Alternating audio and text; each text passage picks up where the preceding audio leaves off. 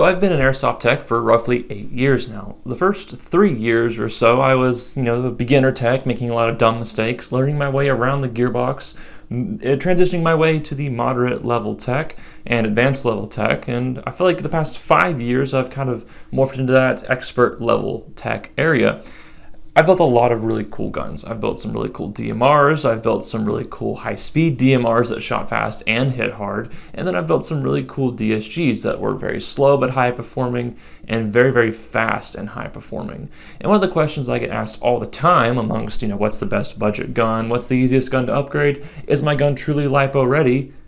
I get the question, how do I build an extremely high performance DSG? The kind of DSG that doesn't break every time you field it, the kind of DSG that shoots 60 or 70 rounds a second with an M190 spring. Today we're going to answer that question. Alright, so getting a high performance DSG, 60 to 70 rounds a second, pulling an M190 strength spring or greater, is not so difficult and very difficult to do at the same time. It's not so difficult because just about anybody can throw that setup together and make it cycle for at least a couple minutes. Now, why it's difficult is because very few people can actually put it together and get it to perform reliably like they expect it to for an extended period of time.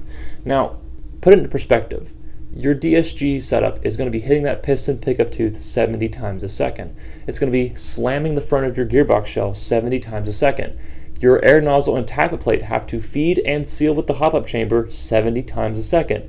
And your hop-up and your barrel group have to be able to manage 70 rounds a second and get those full auto laser beams that you expect out of your DSG. That's why it's very difficult. So let's actually talk about how we achieve that. So you've decided you're up for the challenge of building a high performance DSG. So what next? Well, you got to figure out what platform you're going to do this build on. So there's 100 different types of manufacturers and 100 different types of platforms, and with that comes a lot of different models. And so you really got to be sure what you want out of this DSG build and pick the right platform. That being said, the G36C here, really great gun, close quarters. You might think it's the perfect DSG. Nice little stock here and just a really overall cool gun. However, it's not quite the best DSG build. The air nozzle in this gun is a little too long and it causes some undervoluming problems pretty much no matter what you do. You have to use a 9-tooth DSG in this gun to really get the appropriate volume. And even then, it's very difficult to use heavyweight BBs in this build like you would want to in a high performance DSG. Though it's possible, it just has a lot of hurdles to overcome.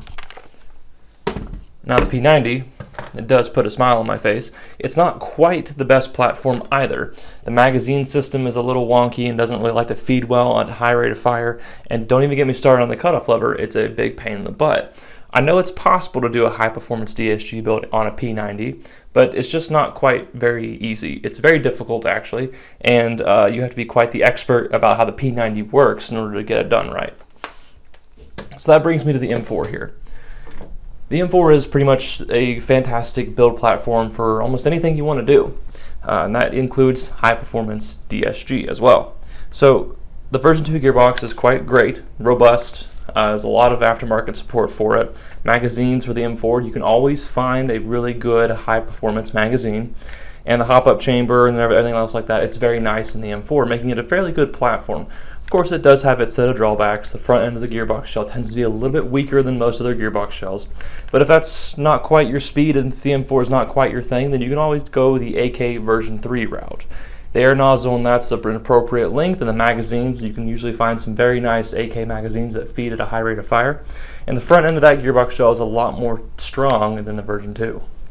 Alright, so before we dig into the internals, let's talk for a moment about barrel length.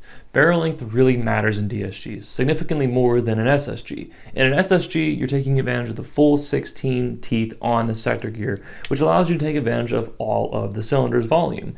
In a DSG, you're only taking about 8 to 9 teeth worth of the piston, and that translates to about half of the cylinder volume. So you significantly need to cut down on your barrel length to compensate for this air loss. And so that being said, I like to keep my barrel length between 200 and 300 millimeters in length.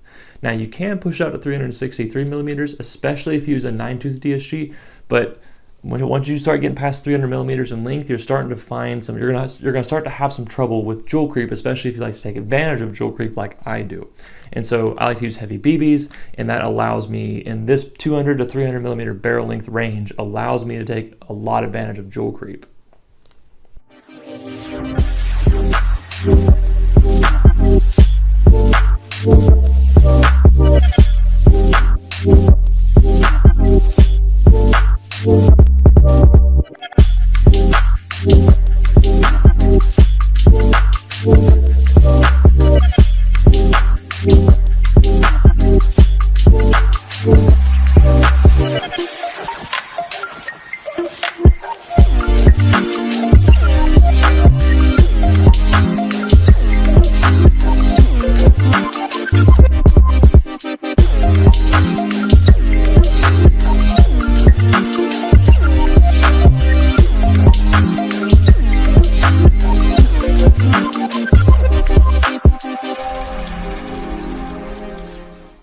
In my barrel group, I have a Lonex hop-up chamber. Inside I have a Lonex 70-degree bucking and an R-hop. For my barrel, I'm using a stock polished brass barrel. I find that brass barrels tend to give me the straightest trajectory in high-speed builds. In addition, a way that you can improve your trajectory on full auto and very fast semi-auto is by making sure these dials here are extremely tight and well shimmed. And by doing that, you can put a shim between the main dial and the screw, and that tightens up these gears a lot so that in between each shot, these are not adjusted by the BBs themselves going through the hop-up chamber. Moving to the gearbox shell itself, I'm using a Lonex version 2. It is about 3 years old at this point, and it shows no signs of wearing out at all. If you choose to do a version 2 DSG build like this, you may want to consider something like a shock transfer system. This will help alleviate a lot of the stress that the front of the gearbox shell takes. But enough fooling around. Let's get inside this gearbox shell and see what makes it go over 60 rounds a second. So I'm not going to be covering every part of this build. I'm only going to cover the highlights that make this a high performance DSG build. So if you're aiming to achieve 60 to 70 rounds per second, you're going to need to go with a 10-to-1 DSG set with a 22 TPA motor or a 14-to-1 DSG set with an 18 TPA motor. I have a 10-to-1 DSG set with a 22 TPA motor. Holding the gears in place, I am using steel bushings. I really don't believe in using anything else other than bushings in these kind of high stress builds. So always go with bushings for this kind of build. Moving on to the tappet plate and air nozzle. You can make most tappet plates and air nozzles work fairly well if you're willing to work at it. Remember to cut your tappet plate fin to about 10 to 11 millimeters in length. This tappet plate is roughly 10. The air nozzle fits just nicely onto the tappet plate, and the whole assembly seats well with the cylinder assembly. Remember to test your whole cylinder and tappet plate setup by closing the shell together and examining the way it works. Also, you're more than likely going to have to trim a few coils off of your tappet plate spring to get it to return in time to the hop-up chamber so that you don't lose a lot of FPS. I tend to find that removing 2 coils at first, testing, and then removing another coil if those first 2 are not sufficient is the best way to start. Don't go by removing 3 or 4, start with 2 and then move one by one. For my piston assembly, I'm running an SHS 15-tooth steel piston rack along with an SHS aluminum piston head. SEMA steel rack and Lonex reds are about the only other pistons worth the money in my opinion. Remember, in a high-speed build, your piston pickup tooth is going to be taking a lot of stress. Try to manage the stress by minimizing the weight of the whole piston assembly, by keeping it less than 30 grams, and reinforcing the piston's steel rack with epoxy or glue. So as you can see, we're right at 30.1 grams in the whole piston assembly. Going any further and you're stressing out the back pickup tooth of your piston.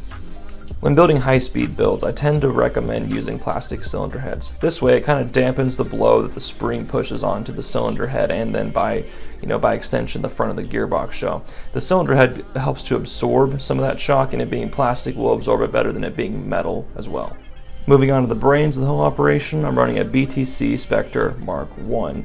Now, don't think that just because you have an electric trigger setup, you won't have any electrical issues at all. Make sure your setup is installed correctly and it is secured correctly so that it functions appropriately. Make sure that your sector gear is actually hitting the cutoff lever switch here underneath of the sector gear. Make sure it's not shimmed too high so that it doesn't miss it. And I tend to find that setting these boards exactly where they're supposed to go, and then just a small drop of Loctite on the screw that holds it in, holds it exactly where it's supposed to be for as long as you want it there. And to top this build off, I'm using an SHS M190 strength spring. Though we didn't talk about it in this video, remember your shimming, AoE, and other tuning needs to be very good for any high performance build like this. Don't be lazy on the details. Alright, so your DSG is built, tuned, and ready to go. But before we shoot it, we gotta pick out an appropriate battery. So you can't just use any old LiPo buffer tube battery or anything small like this, because your DSG is an extremely high demanding system. And so you have to pick a battery that can supply the gun with enough energy. So this is the battery that I use for my DSG. It's a Turnigy Nanotech 4500 milliamp 45 to 90C discharge. It is a 3-cell LiPo battery. Now, unfortunately, in order to use an appropriate battery on these guns, you typically have to have an external battery pouch. Now, if you had like a fixed stock here, or like an AK platform with a fixed stock, you might be able to get away with a battery that fits in there. But honestly, I've just used this battery pouch for an extremely long time now, for the past 3 or 4 years, and it's always worked fine for me, and I've never really noticed it being there, as a matter of fact. So let's take this gun to the Chrono and see how it shoots. I guess before we go to the Chrono, we can actually just kind of show the performance right here, look at the trigger response, and listen to how fast it shoots. So my BTC Spectre is set to factory settings. That is to say, it has no, pre-cock or no active braking, no nothing like that. So here is on safe. Obviously, no trigger pull equals no fire. Semi. Very, very loud gun, and then full auto.